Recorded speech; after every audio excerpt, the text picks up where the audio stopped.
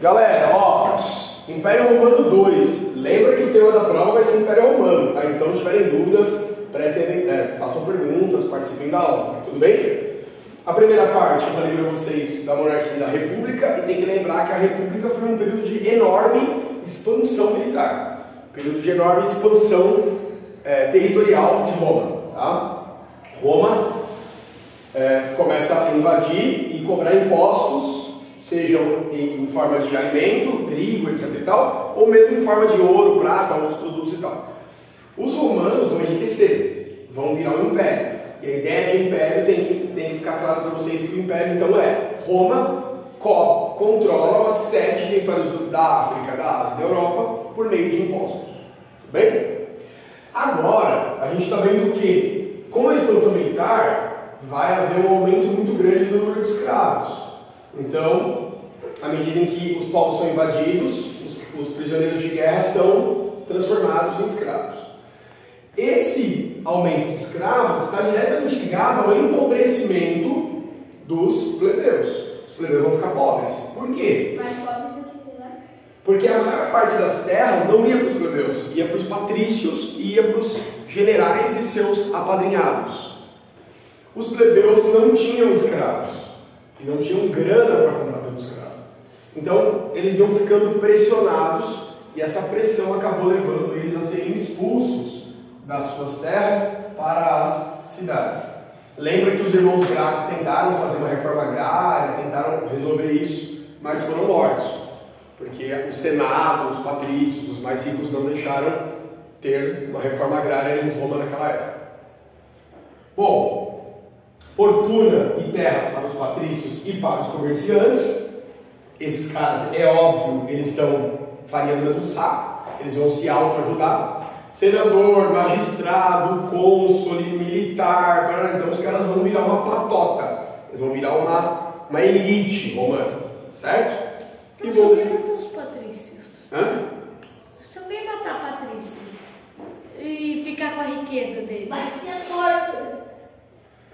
Boa, Arthur. O Arthur respondeu. Seria muito difícil você romper o poder de uma classe como essa, porque eles são donos da maior parte das terras, eles são aliados do exército, eles são aliados ou são membros do Senado romano. Então, assim, a chance que você teria de sublevar a sociedade e instalar uma revolução em Roma, houveram várias tentativas? Houveram. A maior delas, Caio Graco e Tibério Graco, tentaram fazer uma reforma agrária e se ferraram. E a outra grande revolta contra os patrícios é a revolta do escravo Espartacus, que tem série na Netflix, tem filme e tal. Espartacus foi um escravo que tentou uma revolta contra os patrícios. Foram eliminados. Tá? Houveram várias, inclusive, não só essa. Se a gente pesquisar revoltas sociais em Roma, revoltas sociais na antiga Roma, vocês vão achar muita coisa aí pelo Google sobre esse tema. Tá? Bom, pessoal, a aproximação entre os senadores e os generais vai ser meio que uma solução. Porque pensa comigo, Gabriel, você está dominando um território do tamanho de 22 milhões de quilômetros quadrados, maior que a Rússia. Como que você administra tudo isso? Super difícil administrar tudo isso. E tem poucas pessoas que você pode confiar. Exatamente. Porque qualquer coisa pode... Como é lugar... vai ter que dividir, espalhar por estados. Roma é um território, é um império onde filho mata pai, pai mata filho, amigo mata amigo, em nome de poder e dinheiro. Tá? Bom, ó, por que os senadores e os generais se aproximaram? Porque com o empobrecimento dos plebeus, a população começa a ficar furiosa. E aí começa a ter guerra civil, começa a ter conflito e tal. Uma das maneiras de dar um cala a boca do povo era colocar, dividir Roma, esse grande território chamado Roma, em diversas administrações, e essas administrações feitas ou lideradas pelos generais. Por quê, Bruno? Porque os generais eram pessoas muito respeitadas. O povo respeitava muito os generais. E aí foi meio que uma maneira de tentar resolver uma parte desse problema. A gente chama esse período de triunviratos, tá? Eu não anotei, mas o nome disso é triunviratos. 3 generais governavam cada um uma parte do Império Romano. Deu para entender? Certo? Júlio César, ele foi um desses generais que em 44 a.C. ele fez uma tentativa de golpe. Ele tentou se autoproclamar ditador perpétuo de Roma. Só que o Senado não o apoiava. O Senado não gostava da ideia dele ser um ditador perpétuo. Os romanos, os senadores... Vocês estão vendo no filme que o Marco Aurélio, ele queria que Roma virasse uma república de novo. Então, nessa época, Roma era uma república. Vejam, essa república não queria virar um império ou virar uma ditadura. Então eles matam o Júlio César. Ele foi assassinado com 23 facadas na escadaria do Fórum Romano. Bem preciso, né? E uma das facadas veio de um amigo. E aí ele tem uma frase que a gente usa até hoje, que ele olha para trás e percebe que um dos seus amigos estava o assassinando, e ele diz: até tu, Brutus. Brutus era um amigo de Júlio César, que ajudou a matá-lo. E é daí que surgiu a frase, até tu. Fala a verdade agora. Se te oferecesse um bi, não é um ni, não é mil, um bi para matar o seu melhor amigo, o que você faria? Cara, de verdade, eu continuaria pobre, porque não mataria meu amigo por um Eu com milhão. certeza mataria. Com certeza mataria. Eu mataria o Luiz, pode se preparar para morrer. Bom, eu não sei se você ia conseguir. Eu não sei se você ia conseguir usar o dinheiro em paz. Eu não sei se você cometesse um crime perfeito. Cuidado que crimes perfeitos Eu compro um são amigo. raros, tá? São raros. Então assim, eu não faria, de verdade. Falo isso sem nenhum medo. Ah, gosto de dinheiro? Gosto, adoro. Mas mataria por dinheiro? Não mataria por dinheiro. Ninguém, eu não mataria De ninguém. verdade, não. Eu mataria. Não, nem você. Não faria isso. Por dinheiro, não. Por dinheiro, não. Talvez pela minha sobrevivência, autodefesa e tal, mas fora isso. Prova, se você ganhasse 1 milhão pra matar seu amigo, quer te matar pra ganhar também 1 bilhão. Aí já é legítima defesa. Não, de verdade. Ah, agora eu entendi, né? Agora Bom. sim, aí eu fui interessado. Pessoal, o sobrinho, filho adotivo de Júlio César, caiu nas graças dos senadores e foi eleito, foi coroado o primeiro imperador, em latim imperator. Por que eles não deixaram o pai dele deixar o filho? Não deixaram o pai, né, adotivo, mas deixaram o filho, que era sobrinho e foi adotado. Nessa época tinha muita insegurança da mãe morrer no parto, enfim, eu não sei qual é a treta, depois a gente pesquisa a família de Augusto. Augusto é o primeiro, Otávio Augusto é o primeiro imperador romano. Que ano, bro? 27 a.C., tá? A palavra príncipe significa primeiro cidadão, primeiro morador de Roma. E a palavra Augusto significa divino. Então, para os romanos agora, o imperador é uma pessoa que é a primeira e é divino. Ele ganha um ar sobrenatural, como se ele fosse meio que um deus na terra, certo? É que nem a gente estava vendo no filme do Gladiador. O César, ele é tipo o rei, né? Então o nome do Júlio César é Júlio Rei? O César dele é por causa do nome ou por causa que é rei? O César seria um nome, mas a palavra César seria uma variação da palavra imperador. Kaiser, Czar, César, rei, imperador. Tá? É uma variação porque os idiomas europeus vão surgir na Idade Média. Quando os idiomas surgem, aí surgem várias formas de falar César, né? Que seria, na verdade, imperador ou rei. Tá? 136. Bom, ele vai ficar muito popular, galera. Vai ficar pop. Quem é o mais pop da sala aqui, né? O Otávio vai ficar pop porque no governo dele ele já começa a distribuir trigo às pessoas mais pobres, aos plebeus, pessoas empobrecidas. Ele vai fazer uma lavagem cerebral do exército, então ele vai comprar um exército com presentinhos. E nós chamamos esse período de panes ate circenses, pão e circo. Diversão e comida para os pobres. Otávio consegue então consolidar todas as conquistas romanas dos anos e séculos anteriores.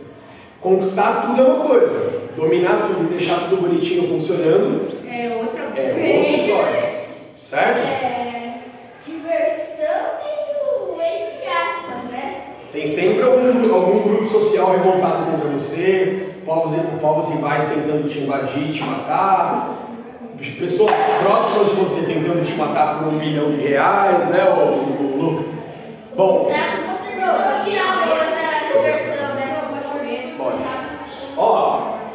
nós vamos, só para finalizar a aula, pessoal, nós vamos entender que da posse do Augusto, 27 a.C., até mais ou menos o século I, século II depois de Cristo, Roma conseguiu dominar todo mundo e conseguiu consolidar esse poder. Chamamos esse período de Pax Romana, que nada mais é do que paz romana. Gente, mas não é assim, negócio, nós amamos Roma, nós amamos o imperador, ele é o nosso ídolo, ele fez o gol do título pelo São Paulo e tal. Não é bem assim. Essa Pax, na verdade, ela é alcançada por meio da violência. Roma vai estabelecer ordens, regras, que se não forem cumpridas, os povos dominados serão punidos, serão presos, torturados, crucificados. A morte por cruz seria bom se o Luiz estivesse aqui, mas ele ele volta. A morte por cruz era muito comum. Roma inventou a morte por cruz porque era a morte mais dolorosa. Uma pessoa podia ficar dias crucificada lá. Eles pregavam os pulsos e os pés na lateral aqui, né? E a morte de cruz era uma morte dada aos inimigos do Estado romano, aos terroristas, as pessoas que organizavam guerras contra Roma e tal. Cristo, né? O grande profeta do cristianismo, o grande salvador do cristianismo, ele foi morto na cruz por ser considerado uma pessoa ingrata no Império Romano. Ele foi considerado um terrorista, foi tratado como se ele fosse o maior criminoso daquela época. E ele não cometeu crime nenhum. Então, assim, é importante vocês entenderem que a cruz, a morte por crucificação, é uma invenção romana, que deve ter sido inventada há muito tempo atrás, a gente nem sabe, e que era muito comum as pessoas que eram consideradas perigosas por Roma. Tá? Fala. Você lembra que eu tinha falado do novo live action de One Piece? Que fala do pão e circo? Então, dessa técnica de morte por cruz, né? Tem também um episódio disso. Então, meio que o One Piece ele mostra um pouquinho de cada cultura. Cara, que da hora, eu quero assistir só porque elas mostrou a participação na aula, velho. Eu tenho dois, o Eu estava falando que a crucificação é um sistema de morte imposto às pessoas consideradas perigosas. Jesus foi crucificado, mas toda pessoa considerada muito perigosa pelos romanos era crucificada. Ele está falando de uma série, né, que você assiste. One Piece. Mano, manda um link depois, é no Netflix, isso? Manda um link depois para eu poder assistir. O que é? Eu estou pesquisando One Piece. Aí só vai ver a morte da Roma. Aí se quiser também assistir o Pão e Circo, que é do Bud. Ele está assistindo uma série que fala do Pão e Circo, fala da crucificação. E não, mas é legal. Ó, para finalizar, gente, Roma consolida 3 continentes e começa a ganhar muito dinheiro com esses 3 continentes. Vai ter um cara chamado Caio Mecenas, lembra desse nome, porque no Renascimento, lá no 7º ano a gente vai estudar isso, ele vai virar meio que um patrocinador da cultura e da arte romana. Então, nós já mandamos no mundo todo, somos os caras mais poderosos do planeta, ganhamos a Copa do Brasil. O que a gente quer agora?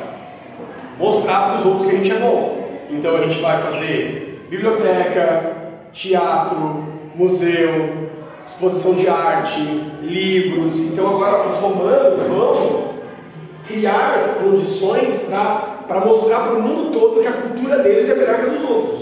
Uma das maneiras de mostrar poder é através da cultura. Olha os Estados Unidos aí com os filmes de Hollywood, com as marcas de consumo Google, Nike, iPhone. Então, assim, os seus produtos e a sua cultura são uma forma de você demonstrar o seu poder e a sua influência no mundo. Os romanos vão usar essa técnica. Tá dando para entender, Cícero? Sim ou não? Aí, nada. Mas o teatro não era Os gregos. E os gregos foram escravizados pelos romanos. E os romanos vão absorver a cultura dos gregos e vão usar a cultura dos gregos. A gente tem uma... Não é errado você dizer, isso cai em prova, inclusive, que os romanos colonizaram o trabalho e o território dos gregos, mas os gregos colonizaram a mente dos romanos, porque os romanos vão usar muita coisa que os gregos inventaram. Os gregos eram culturalmente mais desenvolvidos que os romanos. Os romanos têm os mesmos deuses, né, também? Só vai mudar os nomes, porque do grego para o latim. Que eles usam planetas, né? Exatamente. Tá? Ó, urbanização, pessoal, rede de esgoto, banhos públicos, anfiteatros, coliseu, arenas. Então, gente, Roma era tipo Nova York hoje em dia, era tipo Londres, era tipo São Paulo, era uma metrópole. Roma era uma cidade imponente, poderosíssima. Tanto que o Coliseu e várias obras estão de pé até hoje. Os caras sabiam construir e sabiam construir muito bem. O Coliseu tinha capacidade para 50 mil pessoas. Mas em 2000 anos, Olha pro estádio, o que tinha quando eu fui no jogo que eu perdi, era 50 mil ou 60. Só que tudo que começa um dia acaba. A partir do século III depois de Cristo, né, agora já é depois de Cristo, Roma entra em crise. E alguns fatores explicam essa crise. Primeiro, Roma não tinha mais força para invadir novos territórios. Vocês estão vendo no filme que eles dominaram lá os germânicos. Mas essas dominações, essas invasões, elas vão começando a entrar em um certo declínio. É como se Roma perdesse o seu poder, pouco a pouco, é claro. Século II, século III. E em 395 depois de Cristo, Roma estava tão ruim das pernas, estava tão mal, que Roma teve que se dividir. E aí eles dividiram o império em dois e criaram duas capitais.